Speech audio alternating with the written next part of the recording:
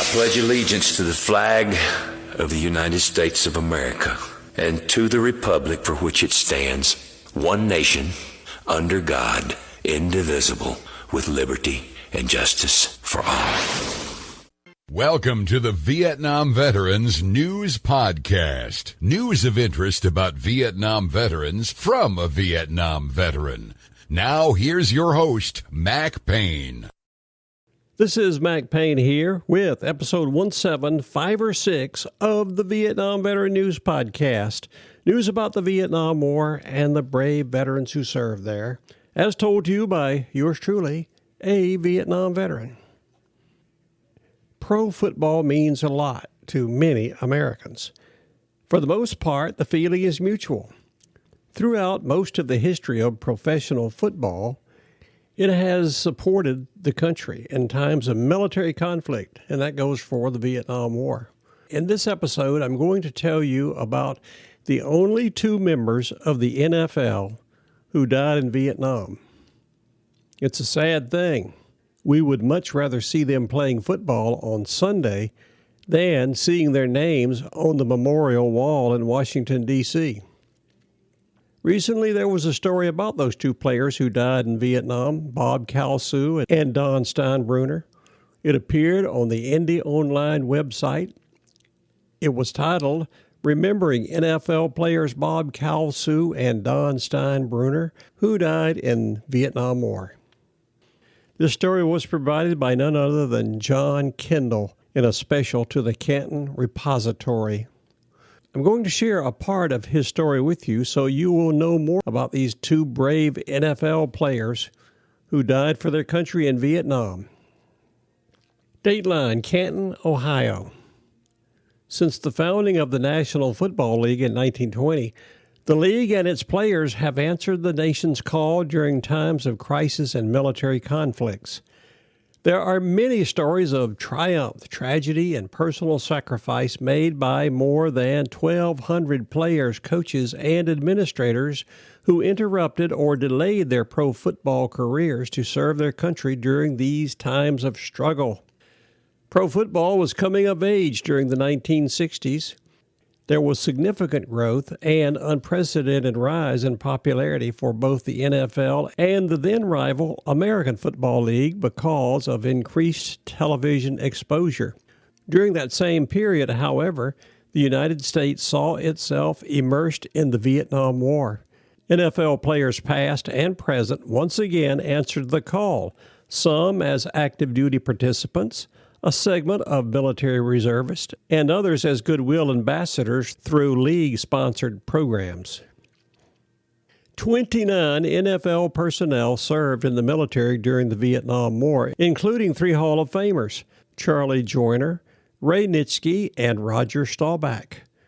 2 professional football players, Buffalo Bills guard Bob Calsou and Cleveland Browns offensive tackle Don Steinbruner, would enlist and ultimately give what President Abraham Lincoln called the last full measure of devotion in his Gettysburg Address. They would be the only professional football players to lose their lives in battle during the Vietnam War. Calsou, who entered the Army after his promising 1968 rookie season with the Bills, was killed July the 21st, 1970, following 8 months of heavy combat. Lieutenant Calsou's unit fell under heavy fire while defending Firebase Ripcord on an isolated jungle mountaintop. I just happened to be there at the time flying in a Cobra gunship supporting those guys on the ground, and I know it was a very difficult situation, and Bob Calsou was very brave to even be there. Continuing. Steinbruner, who played offensive tackle in 1953 for the Browns, joined the ROTC while in college and was called to active duty following his rookie season with the Browns. Upon completion of a 2-year tour of duty as an Air Force navigator, the Bellingham, Washington native considered returning to the Browns, but instead opted to pursue a military career. In 1966, Steinbruner was called to serve in Vietnam. Not long after his arrival, he was shot in the knee during an aerial mission and was offered an opportunity to accept a less dangerous assignment. He declined. According to his family, the 35-year-old Steinbruner reasoned that he was better suited to serve his country than many of the younger, less seasoned soldiers he had observed. It was a decision that would cost him his life. On July the 20th, 1967, Steinbruner's plane was shot down over Kon Tum, South Vietnam. There were no survivors. Steinbruner posthumously was awarded the Purple Heart and the Distinguished Flying Cross. The tie between the values and virtues taught on football fields across our nation and ones that yield great communities, a superior military, and ultimately a great country are strong. Football teaches many great life lessons. As a game for life, it instills values such as commitment, integrity, courage, respect, and excellence in those who play. Those are the same ideals honored on the battlefield.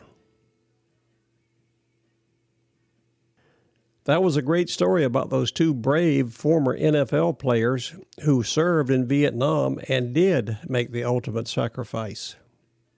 Or, as Abraham Lincoln put it in his Gettysburg Address, they gave the last full measure of devotion. This story is a fitting way to acknowledge the benefits of what football does. It's a great thing. Both those individuals who died in Vietnam displayed those values instilled in them by football: commitment, integrity, courage, respect, and excellence. That is a very good thing, but it was a very sad thing that they both had to die over there in Vietnam. I am hereby issuing both Bob Kalsu and Don Steinbruner an official Vietnam veteran salute for their service in that war. Rest in peace.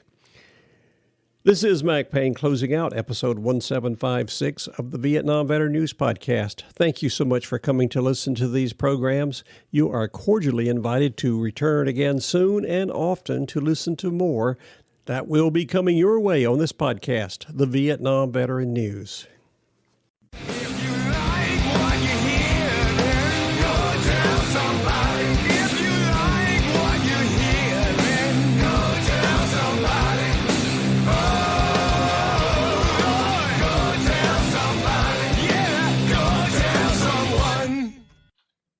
How about that? Ain't that a mess?